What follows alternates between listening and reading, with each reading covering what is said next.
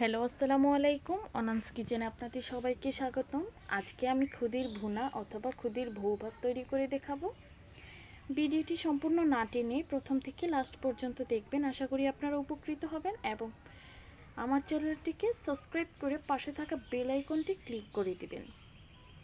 এখন আমি একটা কড়াতে পেঁয়াজ কুচি আর শুকনো মরিচ কুচি দিয়ে পরিমাণ মতো লবণ দিয়ে আমি এটা ভালো করে ভেজে নিচ্ছি। আজকে আমি শুকনো মরিচ দিয়ে করবো, আপনারা চাইলে কাঁচা মরিচও এখানে দিতে পারেন। শুকনো মরিচের ঝাঁজটা একটু বেশি হয়, তার জন্য আজকে আমি এখানে শুকনো মরিচ দিয়ে দিয়েছি। অন্যদিকে আমি এখানে চাউলের খুদটা আমি এখানে ধুয়ে ভিজিয়ে রেখেছিলাম, আর এইদিকে ওই তেলে আমি খুদটা দিয়ে ভালো করে ভেজে নিচ্ছি। একবারে পোলাও চাউলের মতো ভেজে নিব,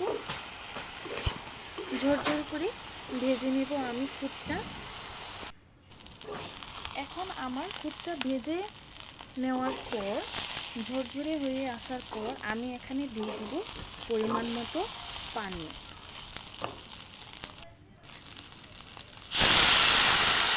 যদি আপনারা খুদের চালটা নতুন হয় তাহলে এখানে পানির পরিমাণটা কম দিবেন, আর যদি পুরান হয় তাহলে পানি থেকে 1 ইঞ্চি পরিমাণ নিচে চাউলটা যাতে থাকে এরকম পরিমাণ মতো পানি আপনারা দিবেন, তাহলে একবারে ঝরঝরা হবে, লেগে যাবে না।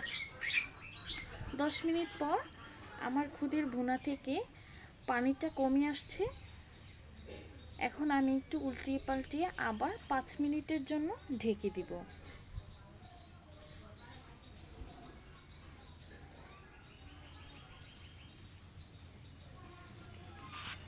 ফিরছি 5 মিনিট পর। 5 মিনিট পর দেখুন অনেকটাই পানি শুষে নিয়েছে। এ পর্যায়ে আমি গ্যাসের ফ্লেমটা একবারে লো ফ্লেমে রাখবো। হাই ফ্লেমে রাখলে নিচ থেকে পুড়ে যাবে, আর ঘন ঘন নাড়া দিয়ে দিতে হবে। এখন আবার রেখে দিব 5 মিনিট। 5 মিনিট পর দেখুন আমার খুদের ভুনাটা অর্থাৎ ভৌভাতটা খুব সুন্দর হয়েছে, একবারে ঝরঝরা। আপনারা যদি আমার ভিডিওটি সম্পূর্ণভাবে কপি করে আপনারা এভাবে বাসায় তৈরি করেন, দেখবেন আপনারাটাও খুব সুন্দর হবে এবং ঝরঝরে হবে।